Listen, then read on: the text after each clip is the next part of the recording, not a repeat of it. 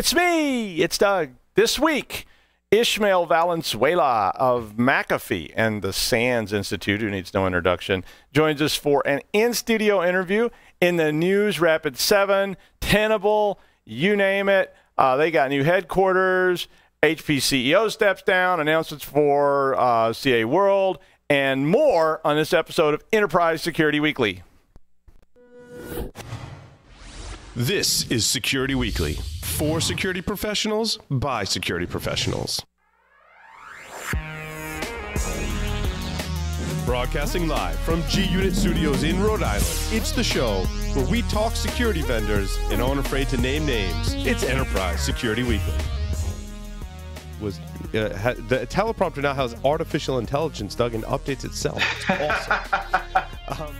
This week, and talk about them as it relates to enterprise security. You're going to do great. I think that people think that you and I talk like every day at night. You know, It's like, hey, what are you doing? It's kind of a bit of an exhausting week. And I think that we noticed that a little bit in the stories for this week as well. LogRhythm's Netmon Freemium delivers real-time network visibility to quickly identify emerging threats in your IT environment. Netmon Freemium is a free commercial-grade network forensics and traffic analytics solution. You can use Netmon Freemium's powerful capabilities to search against all observed network traffic, identify abnormal traffic patterns and application usage, and quickly analyze full packet captures. Take the first step towards real-time network visibility. Visit logRhythm.com/freemium to learn more and download it today. Are you worried about PCI compliance? Does your development team understand or care about security? Are you ready to face a breach of your customer's sensitive data? See the worst that can happen before it does. Black Hills Information Security can help you help management see the future. Email consulting@blackhillsinfosec.com to find out how a web application penetration test can mitigate the risk before you go live. Welcome to episode 70 of Enterprise Security Weekly. Paul's not here. John's not here. Nobody's here that you know, but it's all new strangers. Well, it's episode 70, if you can believe that, 70, November 22nd, 2017, the day before Crypto Thanksgiving or whatever you want to call it. I'm Doug White. You know me. And I'm joined on the lines by none other than one of the most, amazing Skype people that ever existed on the earth. I mean, people kept calling all day asking about him being here and were we going to have nude photos or what available? But it's Matt Alderman. Hey, Matt, how you doing? I'm good. That was a great introduction, Doug. Well, I have to have a good time. I get bored otherwise. But we're joined today in the studio by none other than Ismael Valenzuela, who's from Spain, who works for McAfee, who works for SANS, who has done I was reading his resume and going, well, okay, I guess I can leave now. I'm sorry you had to do that. Oh no, it was fun. I love to read those. You should black out lines on your resume, though. I had this interview. I was interviewing a person for a job for a company, and they had this whole section of the resume. It was redacted, and it was all blacked out. And I was like, you could put anything under there. I mean, so I was thinking I should just add a whole bunch of sheets to my resume and black them all out. Black them out. See this part? If I told you about this part, I would have to kill you. So, I was like, so just imagine to yourself all the great things that are in this section of the resume. I was like, that's a pretty good strategy. Marketing always works, yeah. She didn't have a sense of humor at all. She was just like, yes, yes.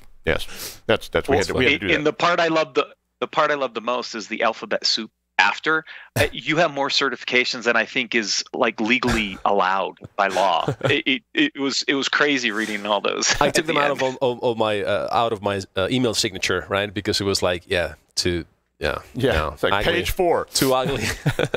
You have to have a flip down card. Right. I remember Craig Wright used to have a card that flipped down twice because he had so many certifications. Right. And just maintaining those must get to be That's why I went for the GSE, right? That was the main reason for it, and the challenge of it. Definitely. Well, yeah, that's an impressive. But and a way of not having to recertify every single certification. That's a good reason. And having to go through all of them individually. Well, I can see that. And then now you work for McAfee as an engineer, so that has to be pretty exciting. It is different for sure. Yeah, after lots of years working out of consulting and focusing on incident response and forensics, and kind of explain the same issues and same thing over and over again to different customers, I was like, what if I can tackle this problem from a different place, right? And try to help from a different perspective. And it is challenging, but at the same time, it's refreshing having different conversations with different kind of people, different roles. Is that like threat hunting stuff? Is that? I mean, is that? We're gonna throw a bunch of buzzwords here, like one of them. Yeah, so it's about investigations in general. That's the kind of the problem I'm tackling right now. Okay.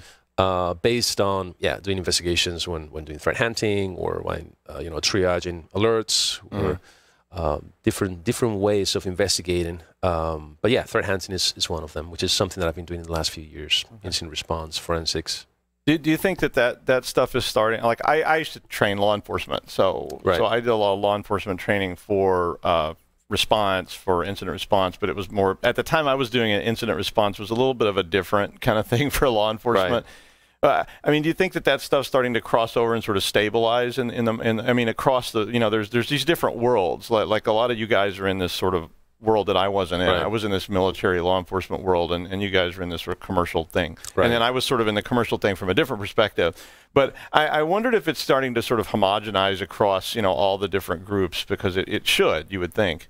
Yes, and I come more from an IT background rather than law enforcement or military, but definitely it's a different way of seeing the same problem. And I think one of the best things, especially since we're talking about threat hunting, right? You need all these different perspectives. You need all of these different fresh looks, right, to tackle the problem, because no one has the absolute truth. And that's one of the things that I'm enjoying myself right now, working out of engineering, working with data scientists. Okay. And they're asking questions that I never. Usually we go to conferences and we talk to people that have kind of the same background, right? And you end up being asked questions that is like, oh, I never thought about that problem from that perspective, right?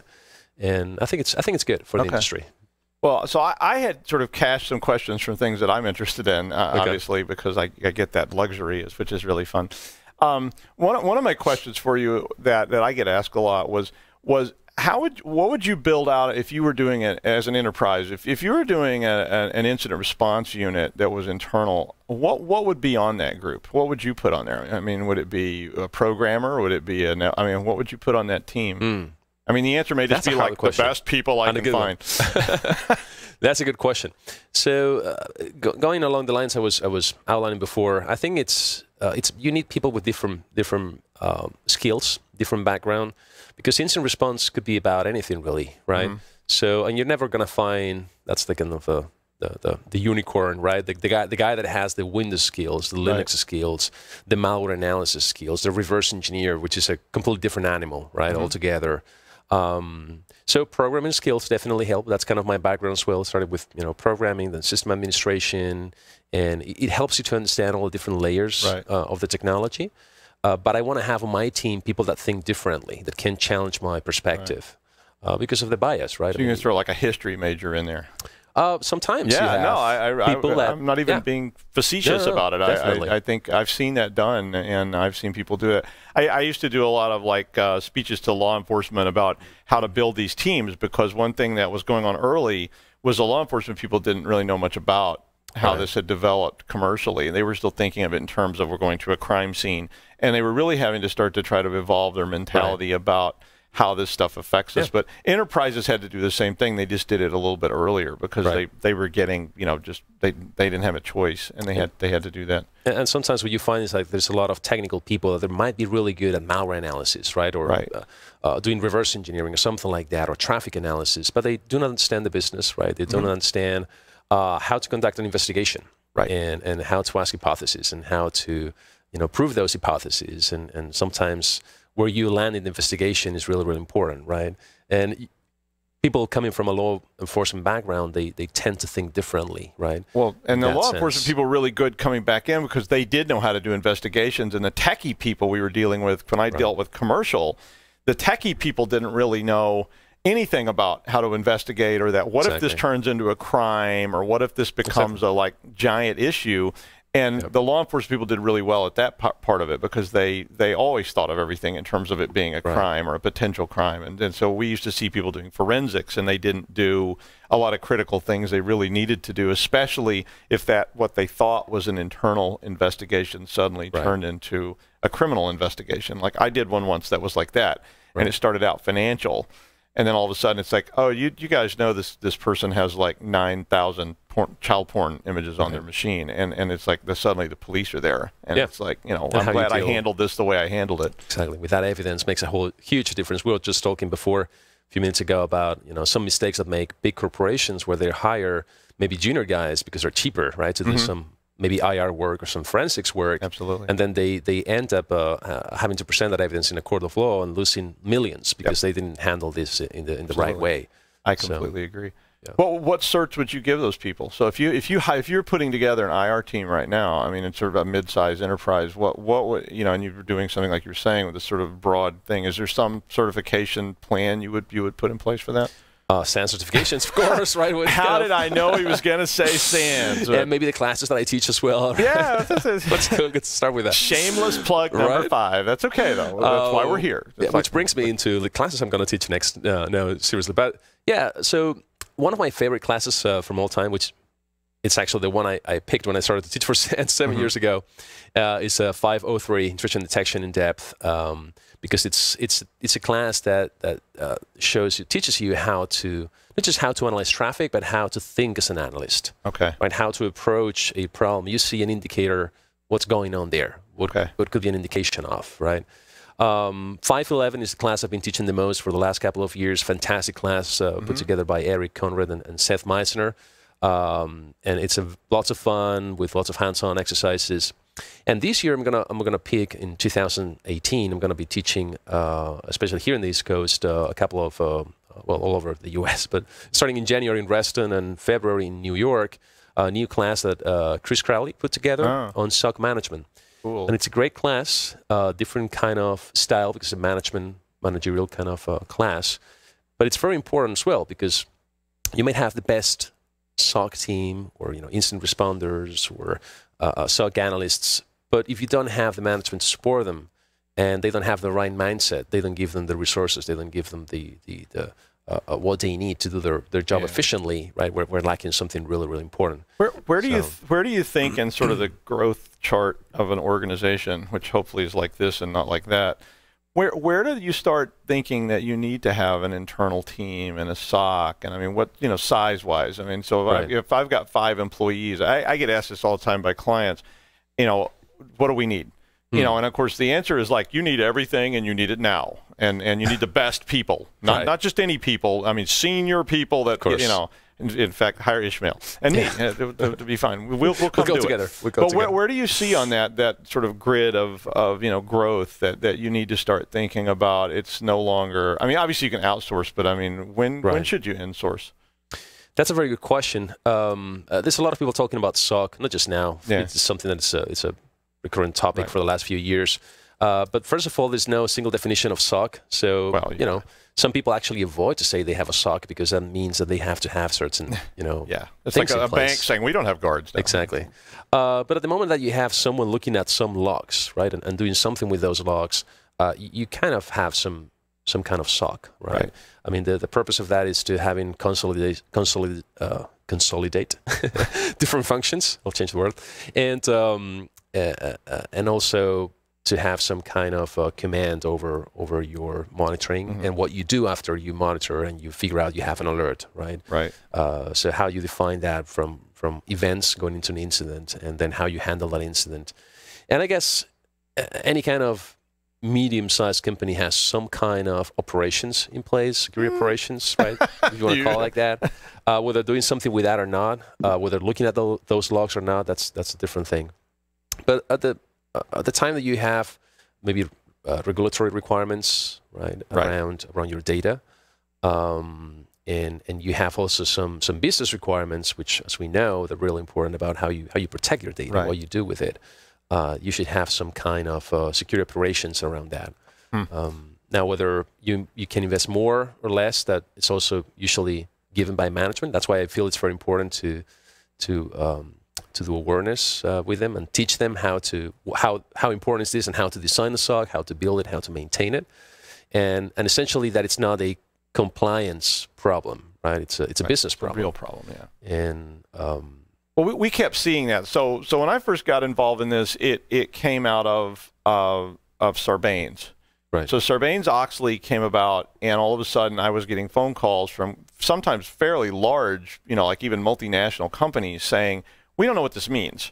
Can you come in and tell us what this is? And I started doing this, actually, it was kind of, I guess, intuitively, just by saying, you have one guy who runs the server that supports 100,000 customers, that person is also responsible for securing the server, is responsible for auditing the logs, is responsible for determining that he's behaving in a reasonable fashion. And one of the things that came out of Sarbanes and HIPAA, we're looking at essentially what you're describing as a SOC. So taking all those functions and putting them in a place where they're self-contained and autonomous, instead of saying, oh, the IT department just handles all that, which is where you get into all kinds of trouble. Right. Exactly. I mean, we've seen that a lot. We've seen similar problems with MSSPs, right? Oh, yeah. I mean, I think MSSPs are fantastic, and they definitely have a place. But when you start outsourcing the responsibility, right, and thinking, oh, there's someone else that's taking care of that, that's when it becomes a problem as well. How do you think? So one of the things that we're seeing now is insurance. Mm-hmm. So we just started seeing, and you're just starting to see, cyber insurance starting to appear in the world, and I know that the big players, FM Globals and people of the world, are starting to develop policy underwriting for enterprise. And so my question is, do you think that those insurers are going to start mandating SOX, IR, internal, and if so, what do you think they're going to mandate? Well, we've seen this in the past as well with, I come from Europe where data protection regulations are really, very important, and they've been in place for a long time. And I think that whether it's those kinds of regulations or insurance dictating what you have, the minimum standard you have to have, I think it's good. I think it's good in general. It's definitely good for us, right? Right. More work for the industry. But the problem with this is that we always talk about the culture, right, and the mindset. That's important to have, but if all you want to be is compliant, you're always going to have major problems that you might not be addressing, right? And we see this all over again. This is something we see in the security industry. It seems like a cycle, right? Every now and then. I've seen. All these things are always people aiming at a moving target, and there's really kind of a stable target, which is to be secure. Right. But you're always sort of shooting high and low around that nice flat line of security that you need in that enterprise. And I agree. I audited a lot of people who I went in and talked to them, and basically their approach is that, what do we need to meet the compliance? And it's like, and I like what you said about it's not what you need to be compliant. It's what do you need to be safe. Right. And that's the real difference, because it's like saying, you have all this money in a big pile, and the rule says you have to have a guard. Right. So we hired the oldest, dumbest person that we could find to sit in a folding chair over in the corner, and I hope that's good enough. Right. And then all your money gets stolen. Well, there is one thing that is very positive, and it's that there will be fines, right? And people usually, they don't get involved with things unless there is a fine, unless there is some. Yeah. And this gives you the idea that there's a business impact, right? Right. And we've been seeing this with the merchants in the last few years, retail business, and Equifax now, and many other big breaches. That this has an impact on the business, and that's the way it should be. But there's still not many fines coming with it, right? And I've seen, for instance, this in Europe, where people is probably a bit more. Is less reluctant to do certain things, not because they have a better mindset or maybe better security culture, but just because there's a fine involved. And if I don't do this, then there's... So it helps. I like the fine to come from the underwriting side, though. I hate regulatory stuff because it's so nebulous and it changes so slowly, so it's difficult. And they have the same problem in Europe, is they have these very far-reaching regulations, and they're really hard to pull the threads out. You need 9 lawyers every time you turn around. Oh, yeah. Same thing here. But I love underwriting because it's very efficient. Because when the fine is really the fact that your insurance premium now went from $800,000 to $50 million, you can kind of pick where you want to live on that risk curve, and the underwriters decide what that risk curve looks like, and they're really good at it because you throw actual. I'm sorry, go ahead, Matt. No, but that's assuming, Doug, that the insurers are actually doing a good job in the application process, and then this is a space I've tracked a little bit from some of my advisory work. The base applications the process is still pretty basic, right? They're looking for certain controls in place. So we can almost go back to Ishmael's analogy of compliance, right? It's like, do you have one of these? Yes. Do you have one of these? Yes. Do you have one of these? Yes. Let me price a policy. It doesn't get into, are those validated controls? Are those processes working? So I think this is still playing out a little bit on the insurer side. I don't think we're going to quite see that impact in the premiums yet, but there are a few cyber insurers that I think are going to get a little more advanced. I think we're still at the early days of some of this. Right, exactly. And how they're going to measure that, right? How they're going to measure what is effective and what is Absolutely. Not. And I completely agree. It's loss rates at the end of the day, right? It's all going to be about measuring their loss rates. And until we see high loss rates from the insurers, I'm not sure that we see a change in the way they address the application and the pricing side of the equation. That'll be the key measure for me. No, and I completely agree with that too. Yesterday on my show, I was talking about cryptocurrency, and I was talking about how there's no graph, and there's not a chart like you could go back on HP. We were going to talk about HP later, but you go back on HP 50 years and look at their stock price. But on cyber problems and security problems, the graph is really short. Right. And so actuarials rely completely on those graphs. And so I think Matt's right on the money is that initially you're going to see a lot of fluctuation, moving targets from insurers because they're not going to know what the real risks are. And they're going to base it on very static things like COVID or something and say you have to have these 52 controls, check all these boxes, and you're good to go, which is what we're doing with Sarbanes. Right. But over time, they'll go, these controls do nothing. Right. And you still had all kinds of problems. So these controls are useless. You really need to have these. And in 50 years, we may have some kind of a map that actuarials follow. But I think short term it's going to be difficult. So that's why you have regulations. Right. Exactly. It's going to be interesting for sure. And GDPR may change that equation a little bit, right? I mean, the fines associated with GDPR may change the dynamics a little bit. It'll be interesting to see how that plays out because the fines are linked to revenue. So we'll see if that's another driver that gets people a little more serious about aspects of privacy and data protection. So in that light, then my other question about that is, so when this thing starts to evolve, what do you think they're going to require? I know these are really open-ended questions, but that's okay. I mean, you can give an open-ended answer. But I'm like, so if insurers do get involved in this, what do you think they're going to make you do? I mean, if you're an enterprise sitting out there in the world, like all of you, what's going to happen with that? Well, I think it's going to be interesting. That's what I was thinking about, right? How they're going to measure this. Yeah. And I've had some conversations with some insurers, and I agree with Matt. They don't even know now. No, they absolutely don't even know. It's like how they're going to do this with small companies, for instance, right? That they don't have a SOC, or what are they going to do? Are they going to scan the reports and see if there's? Let's say we know how effective that is not, right? So we know that security in the end comes down to processes, right? A lot. So how they're going to measure that? So that they will probably have to take certain metrics that they can look at, but it's gonna be interesting, and to me that's gonna be just one more driver for people to do the right thing. But I think it really doesn't change our job, which is to go beyond that, to make people understand that this is something that has to be way more proactive than that, and that will be something that you will have to have. But I don't think it's going to change the industry massively. I think it's all about doing the right thing and. Again, I don't see the industry changing massively in the near term. We've never learned that lesson with like physical law enforcement. Right. I mean, we've been doing law enforcement since somebody said the next cave over, the guy's beating up his friends.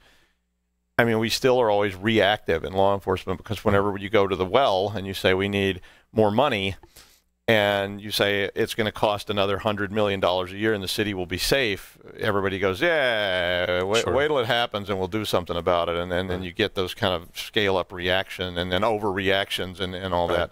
I mean, I think you kind of answered it, but for small and middle-sized enterprises, this is a huge issue. Because if you do get a regulation requiring you to have cyber insurance and you are a small company, it could well be just like the bank breaking problem, just like Sarbanes and HIPAA were like. I mean, the first time I ever did any of this was with HIPAA, and I had a doctor's office call me, and they said, how do we have to become HIPAA compliant for our underwriting? And I didn't even really know much about HIPAA, and I went and got the statute, and I read it, and I went back and said, you're not going to like this. And, the changes they had to make to be compliant were the guy said, you're literally just, you're breaking the bank here. I mean, I have 5 physicians working in a small office. He said, you're telling me I have to have a SOC, essentially. He didn't say Same that, thing. But that was the idea. Same thing with data protection. The best. I've seen the same thing. Yeah, the best way to protect a doctor's office is don't use electronic health records, and then the law doesn't apply. It's still just stay on paper. You're fine. Well, yeah, that's true. And hire a big guy with a ball bat that says, don't look at that. and healthcare is a whole different conversation. Healthcare is definitely less mature environment, right, that we have when we talk about security. But look at law enforcement too. I mean, there's almost no regulation controlling like law enforcement, cities, states, and towns. I mean, and they have massive amounts of breach potential, in all these different facilities, and there's really no guidance on that at all. I've seen crazy stuff. Definitely. So Ismael, you said a key term, metrics. Any thoughts on which ones matter? This has been an ongoing debate for a while, from my GRC and my security background. I mean, are there some metrics that you can think of that people should try to start tracking or thinking about? And any recommendations there? That's kind of the holy grail of security, right? We've been talking about this I've been in this business for about 20 years, and we keep talking about the same thing over and over again. I'm a regular co-chair of the SOC Summit for the last few years, and we had one of the speakers, actually was my co-chair as well a couple of years ago, and she was talking about this and how she influenced the board of a very large company with metrics that they weren't that complicated, but they actually meant something. They actually drove action, positive action, and that was like a shocker for me. It's a very simple concept, right? But usually when we talk about metrics, what we do is we go to our dashboards, we go to our tools, right? What can the SIEM give me? Oh, the SIEM gives me this, so that's the metric I should use, right? And I've seen all kind of complex calculations, the spreadsheets that just to understand what the spreadsheet was doing took me like hours. Like, what are you trying? And then at the end of all that stuff, it's like, what are you trying to achieve? Right? It's like, do you want to have more visibility on your network, for instance? It's like, well, maybe one metric should be how many networks you can monitor, right, out of your... And just keep it simple. And start... I'm not saying that you have to fake those metrics, right? But kind of direct them towards your objective, your goal. Because in the end, the metric is just a tool to get something. It's either support for management, right, getting more budget, getting more people, or getting the tools that you need in your environment so you can achieve that objective. Right. So as long as it serves the purpose, right, and it drives you into that direction, I think that's a good metric. And then we can talk about things like, for instance, you see people doing penetration testing or red teaming exercises, which is the new buzzword, right? All the time, and then they deliver the report, and it's like, oh, that's great, thank you. And then you put it in a drawer, and then next year you do the same thing. It's like, what are you learning out of this? Right? Or dwell time is usually one of the metrics that we've been keeping for a long time, right? It's like dwell time defined as time from the time that the incident happened to the time of detection, right? How long has the attacker been on the network, which is it's a very good metric in my opinion. But now you see like ransomware attacks ramping up that is modifying that metric. So you see like dwell time being reduced, and that might be confusing or deceiving because you see like, oh, we're doing better, right? We're doing much better. And in reality, what happens is that you have lots of ransomware going on, which obviously people is going to report right away. Right. That's going to reduce dwell time. It doesn't mean that you're doing better. Okay. It's like it's noticeable, right? So again, I would pick every metric with a grain of salt, and I would look at what does it mean? What is driving me towards? That's to me that's the key. So thing. So that kind of leads me to my last question, and I'll let you off the hook. But my last question. A long time ago, William Gibson wrote this book called Neuromancer, and in the book, there's a character that's an artificial intelligence called Dixie Flatline, which is this very famous thing. And way back, this was written in '87. Right. So way back, William Gibson was thinking about not security from a perspective of me fighting you off. It was literally people were buying AI, Dixie Flatlines and AI, that case buys to attack this other piece of what he called ICE, which was a firewall, and to try to penetrate it. Do you think that threat hunting, IR, and all this stuff can then become a kind of, because it's always going to be faster than I could ever possibly be. I mean, I don't care how good I am. If there's a threat that's running at machine speeds, scripted, it's going to beat me every single time. So do you think that a lot of this then becomes a kind of AI model that has, or machine learning kind of model that has to be out there? Thanks for dropping that word, machine learning, because that's a key word right now, right? If any of you were at Black Hat this year, it's like every single vendor we're talking about machine learning, deep learning. Is like, what does it mean? I don't know, but it's. But the marketing people like that. Exactly, right? Sexy. It's sexy. But as you said, right, artificial intelligence is nothing new. Actually, I was reading a study from Harvard University. They talk about this is the third iteration of artificial intelligence, right? We went through like cycles of, oh, this is awesome, and then it's like, oh, this is not working for us. And now we're going back again, oh, this is awesome, it's going to solve all our problems. And then we'll go back to, oh, this works for these certain cases, and it doesn't work that well for these others, right? So definitely, I think artificial intelligence in general is going to be I wouldn't say revolutionary, but it's definitely going to be part of what we do on a daily basis. But we also, and machine learning and deep learning and all of these techniques, but we also have to understand that there's always an attacker on the other side. There's a human being on the other side of the of this equation, and they also have access to the same technology that we have. So they're going to use machine learning against us. They're going to use deep learning against us. And there's actually a whole field around this that it's called adversarial machine learning. And it's there's interesting experiments like, for instance, the self-driving cars, right? That will read these signs like a stop sign, and will do something based on that. So image recognition, right? And there's lots of technologies that we use these days, like every single day on our phones, etc. That they work with this, and they work really well. But there are simple ways in which you can deceive that technology, and just by using a bunch of stickers in certain places, a human being can see that's still a stop sign. I should stop. But the self-driving car, right, the technology will read that as something completely different and will not stop. But that's the difference in AI, which is autonomous, and machine learning, because humans learned that behavior as well. I mean, at some point, we all sat down and we learned that the sign that says halt or stop or whatever it says meant that. And so we learned that too. So so an autonomous car could conceivably learn that, yeah, it still means stop even if there's a bunch of wacky stickers on it, because that's the difference in learning and becoming an AI rather than just being a set of pre-programmed responses. Because if you see a red sign with STOP on it, stop and wait 5 seconds and then hit the gas. And you'll already be a better driver than most people.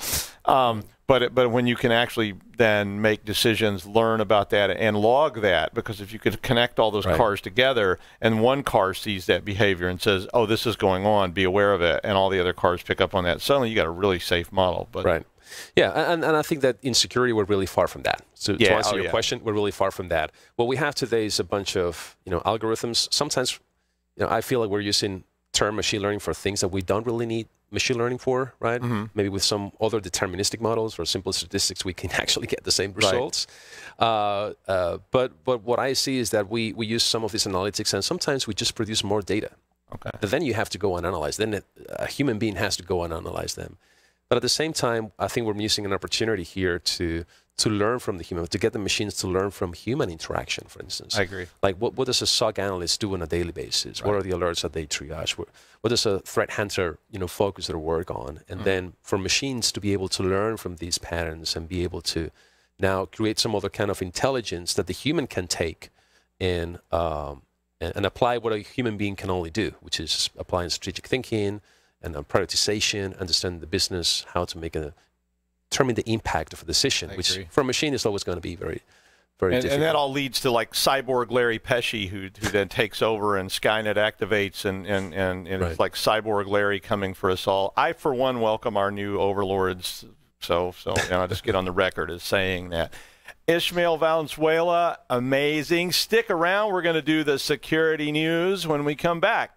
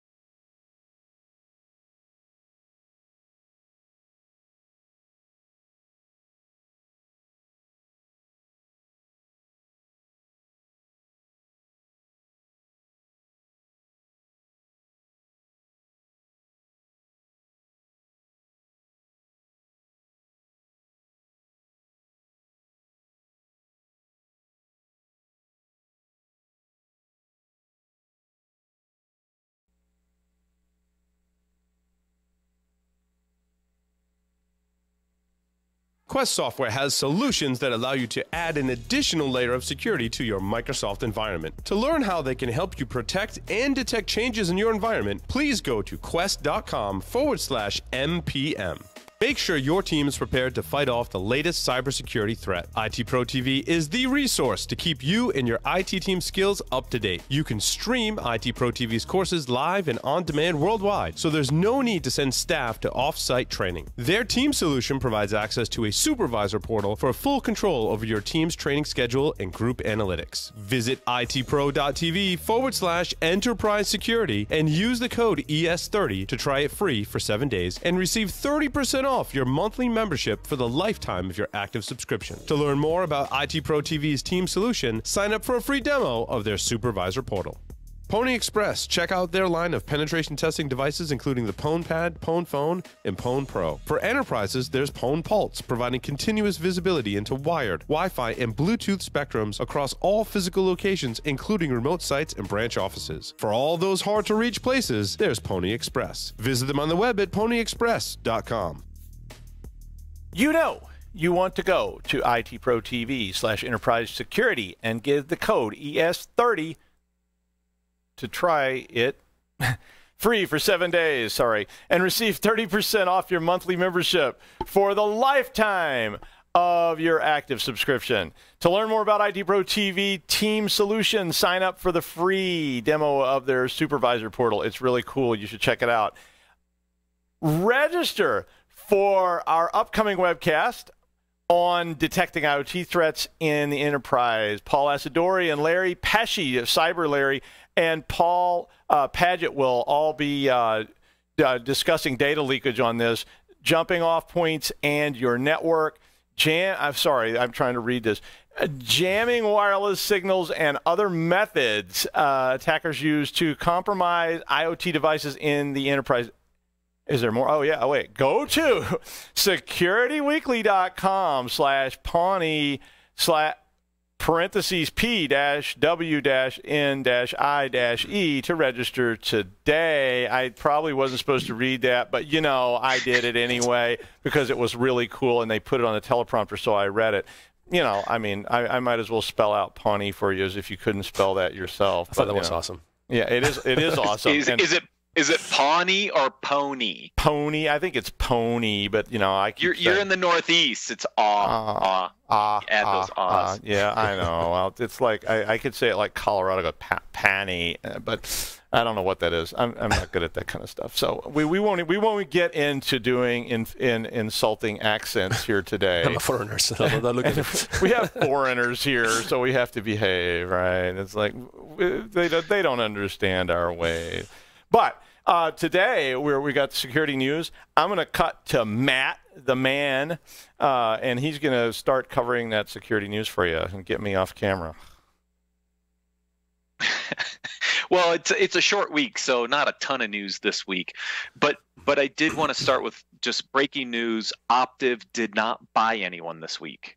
Okay, so now that we got that out of the way, I mean, it's been like 3 weeks in a row. They just keep announcing announcements. It's a short week, so they must, didn't have enough time to finish an acquisition this week. Still time. Who knows? Yeah, well, there's still time. True. A few hours left. The market closed at noon, though, right? It closed at noon today, so. Oh, okay. Maybe. Well, remember they're in Colorado with me, so it's only 11:43, so it's not even lunchtime yet. So they could pull off something yet today. In the news this week, there's a couple interesting articles I wanted to go through. The first one I thought was a little interesting. Both Rapid7 and Tenable announced new headquarters. So I guess the VM business is growing well. Rapid7 is going to open a brand new headquarters in downtown Boston. They're already in downtown. And Tenable is going to open in a new office location in a new building in downtown Columbia. Having worked for Tenable and tracking Rapid7 for a long time, I think that's interesting news. Both companies seem to be growing pretty well to expand their footprint and go get some new HQ buildings. So that was from late last week. I thought was interesting. Well, yeah, I saw Rapid7's new building, and it looks like like they're doing well, and maybe they should cut us all in on that, guys. You know who you are. But that's a nice building, and it's in downtown Boston. Is like saying Midtown Manhattan, and you're going, right. Yeah, that's not cheap. So something's going wrong. Either that or horrible mistakes are being made. But I mean, that I don't one think or the other. But they both announced within like a day of each other. So I thought, yeah, well, maybe they're in on it together. They're gonna be connected with a hyperloop or something. That's always good. No. The hyperloops come into Colorado. So yeah. Oh, it is. Yeah, it is. Yeah, from Cheyenne to Pueblo, I think. Yeah, hyperloop. Man, there'll be a lot of traffic on that now. Let me tell you, because I'm telling you, there's like 19 people in Cheyenne and 185 in Pueblo, and so yeah, but the I-25 corridor between the two has like 3 trillion people on them. I'm just kidding. I'm from Denver. I know, so that's a Colorado joke. So if you didn't get it, metrics. We need metrics for that too. Give us metrics now. Okay, I'm sorry. I'll be good. Right. All right. End of last week, SailPoint goes public. So this is a good exit. I think they got a good pop on their IPO. We needed some good security IPO pops. They're sitting at a little over $14 a share today. I just looked at their ticker symbol. $1.2 billion market cap. All in all, looks so far so good for the security exit. And like I said, we need more of those because there's a bunch of companies that probably need to go public. So having some positive news from the SailPoint IPO hopefully pushes a few others to get out there and go. But it looked like a good first week for I think some of that's a mentality thing too, in terms of just IT and security in general has always been a kind of localized sort of thing, and you haven't seen that many really big companies yet. I mean, the day will come, but I mean, to me, it always sort of started with people that were all thinking about, Larry and Paul and I are sitting in this room going to do something, or and we even when we expand and we become Tenable, we still haven't started to become thinking about we're a multinational corporation, with a logo and stuff. It's still more like, yeah, let's go out and do a pen test, kind of mentality. I think that's limited some of that IPO stuff, but it's changing very quick.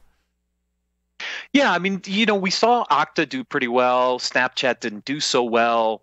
MuleSoft was okay, but we really didn't have much positive news on the security front. And we've got some big companies, Tanium and Cylance and CrowdStrike and Carbon Black. And, some of these guys, Logarithm, they're all sitting there going, should we go? Should we go? Should we go? Maybe this helps some of them go.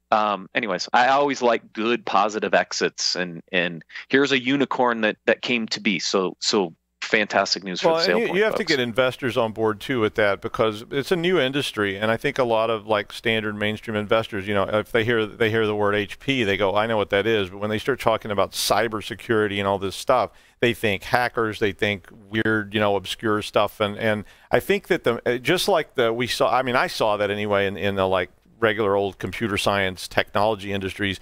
As that evolved, investors became more comfortable with the terms. A lot of people that are investing don't even know what some of these people do and don't know what a pen test is or anything like that. And when they hear those kind of terms, they don't really understand. It makes it hard for them to capitalize it, monetize it, and put metrics on it.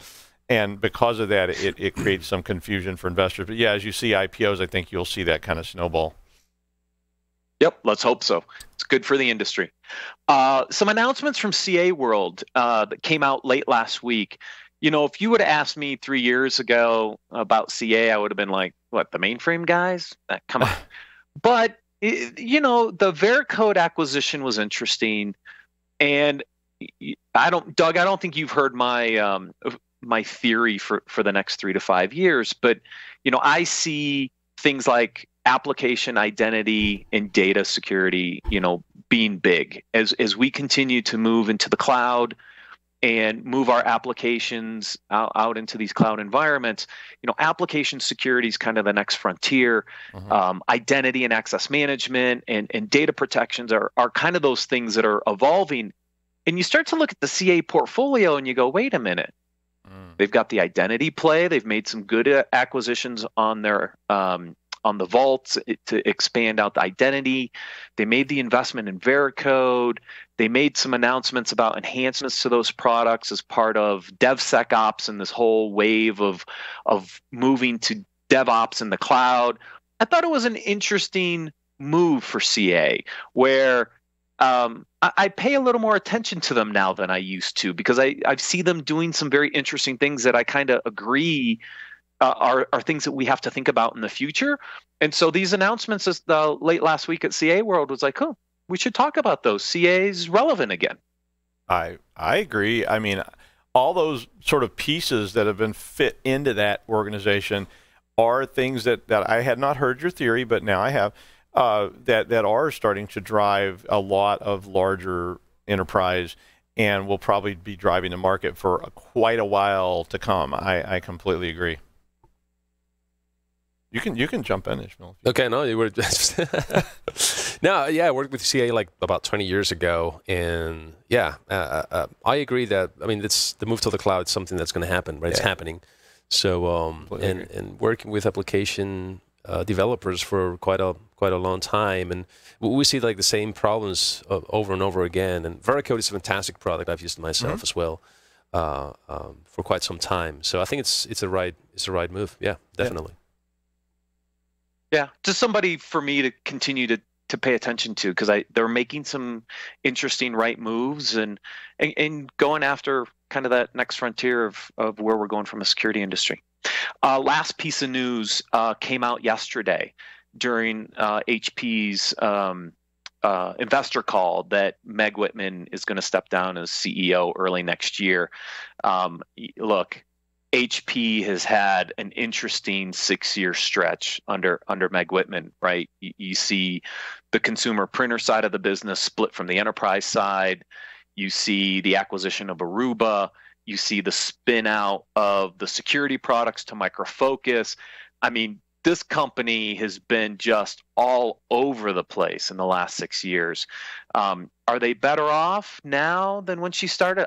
I don't know. I mean, some people would say yeah, some people would say no. They're a little more focused, maybe, but I just thought the timing was interesting, right? Are the changes at HP done? Is this really now the time for them to kind of, they've got their focus, they know what they're going to do, and they need somebody now to execute on the next phase of the strategy. I just thought it was an interesting timing announcement from her to step down. Interesting. I've never understood what HP does. I mean, beyond 6 years. I mean, for the longest time, HP was one of those small companies that started in a garage and grew up to be a giant multinational firm, and it got so big and bloated that it couldn't function anymore. And people came in, they tried to dissect it and slice and dice it and put it into different little pods and little pieces. And then, the next person comes in and takes, I'm going to pull these pieces back in and put those pieces over there, and I'm going to divest this, and I'm going to add this, and then, we're going to, at the same time we're doing all that, we're out buying all these other things. I mean, to me, it was a lot like stuff that you saw with IBM going through, where IBM was doing the same thing. They're so big, they have so many, units and so many divisions and so many diverse interests all playing out. And then, take this CEO person and sit them on top of it. And that CEO person is supposed to somehow ascertain all these things and come up with this cohesive strategy for how that will all move forward. And I've always been kind of at a loss as to how somebody really does that, unless they were just incredibly brilliant. And there's just not that many of those people. And especially in security, where, this is an industry that is changing so fast. That you guys were talking about this before, right? When you have a small company, everyone's focused, everyone knows what they have to do.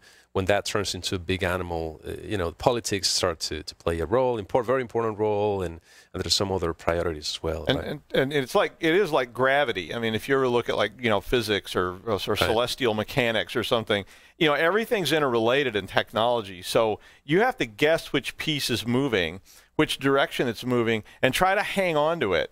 Right. And it's always, you may not make the right move, and you say, well, we're going to go heavy into printers because printers are the future or whatever, and then it takes ramp up time, development time, engineering time, and all that stuff has to come together, and you have to get the product into the market, and in the meantime the whole market's moved on, and people are saying, we don't, I know if I call my daughter right now and said print something, she'd be like, print, but I mean 10 years ago all these people were jumping into that. 20 years ago, printing was a huge industry, and now it's just kind of this, kind of fading away. But big enterprises like HP or IBM or any of these kind of massive companies, it's like steering a ship. Yeah. You don't just throw the wheel over and hope everything works out. It's like you slowly move. So they start trying to slice the ship into smaller units and say, well, maybe these smaller units will wiggle a little better through this market than this one. And they go back again. Yeah. Yeah, but then later somebody says, our problem is we're not cohesive. It's consolidate. And yeah, consolidate all these units back together under my authority. Because I would really, if anybody needs a like dictatorial leader, I would be good at it. Because I've always had that kind of like. You can create a bot for that, right? Yeah, absolutely. I want a bot that has my personality in it. It's like an iron fist and an iron glove, and it's coming for you. But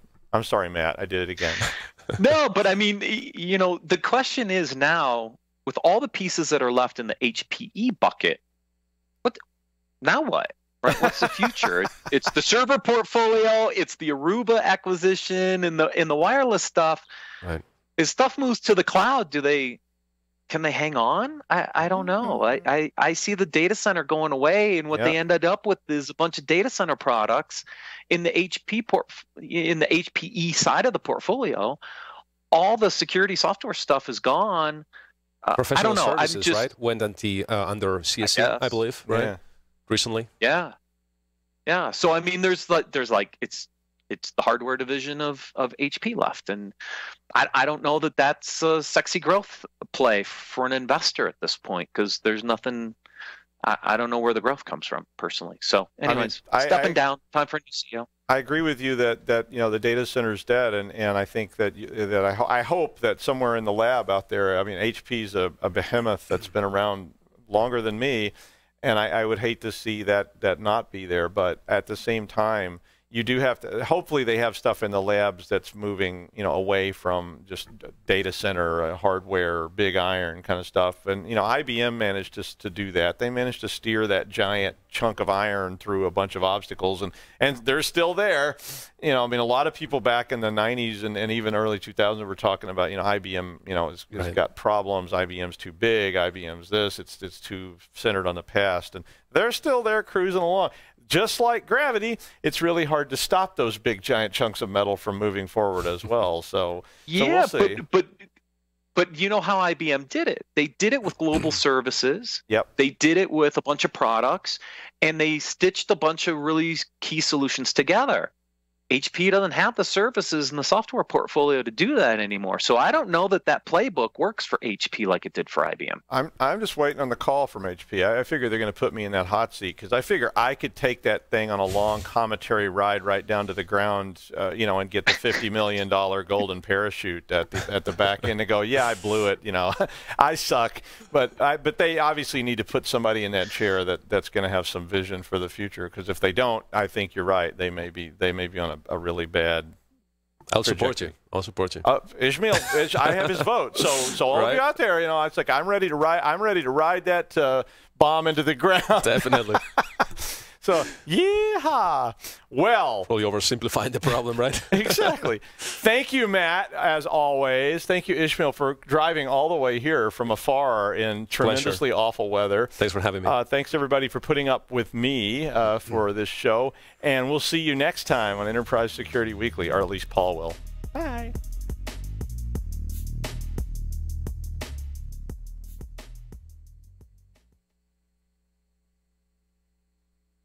Thanks, Matt. That was great.